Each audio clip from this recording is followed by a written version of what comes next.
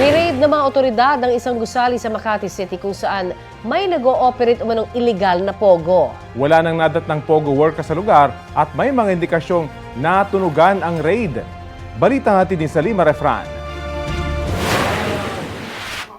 Bitbit ang mission order ng Makati LGU para mag-inspeksyon. Pinasok ng mga otoridad ang isang gusali sa Makati Business District.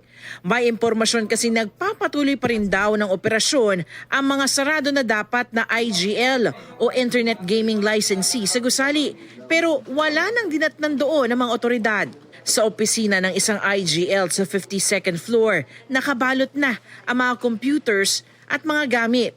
Pero sa ibang mga palapag, tumambad ang mga office setup na madalas nakikita sa mga Pogo scam hubs. Okay lang ito ha. Malamig pa. Nakababa na ang breaker pero malamig pa ang mga kwarto. Habang ang tsaa sa isang takure, Mainit-init pa. Mainit pa? Mainit pa nga. Ito na lamang yung inabutan ng mga otoridad dito sa 51st floor ng gusaling ito. Magulo yung mga gamit pero nandito pa rin yung hili-hilera ng mga computer. At sa bahaging ito ng kanilang workstation, napakarami na naman yung mga cellphone. Tila mabilis yung galaw ng mga empleyadong umalis dito dahil malamig pa yung naiwan nilang inumin. nakakita rin ng SIM cards, OTP generators, hard drives at scripts na ginagamit umano sa mga scam. Maraming kaming nakitang iba't ibang uri ng script na investment scam siya. Meron ding script ng Ethereum investment. So, nagpapatunay na may crypto scam dito. Usually, pag may mga OTP, it involves scamming ng mga online wallet o hindi kaya mga bank accounts. Pero ang mas nakababahala para sa Department of Justice Office of Cybercrime, wikang Ingles ang mga script. Usually, pag English yung mga notebook, Pinoy ang mga empleyado. Sa nakuha namang logbook ng security, nakitang may entry pa ng alas 4 ng hapon. 2 oras bago ang raid. Ang intel namin dito talagang nag-ooperate ito bilang POGO operation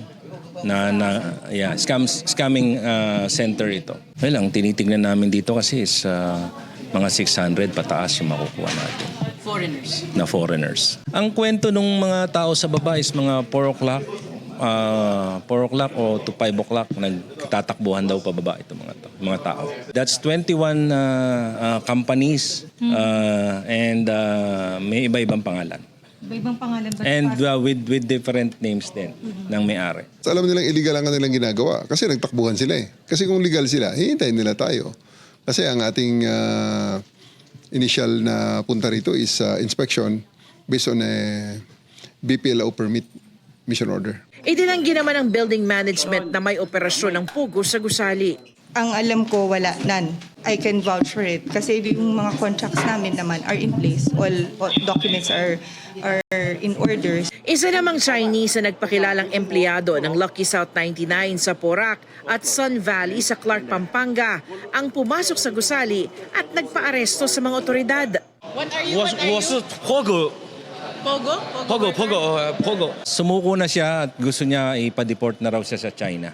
Isa sa ilalim sa investigasyon ng sumukong Chinese national. Yung history niya, nung work history niya, kung saan-saan siya nagtrabaho, kasi baka makakuha rin tayo ng impormasyon na doon sa mga existing Pogo. Iimbestigahan naman ang naging leak sa operasyon. We're looking at the possibility na sila ay na-alarm dahil may nakita tayong memo na from somebody na may inspection yan. So, hindi muna namin papangalanan, tingnan muna namin authenticity ng dokumento na yan. Well, we will re-evaluate also our tactics para malaman natin kung saan tayo nagkulang o kung ano ang mga areas na pwede natin i-improve.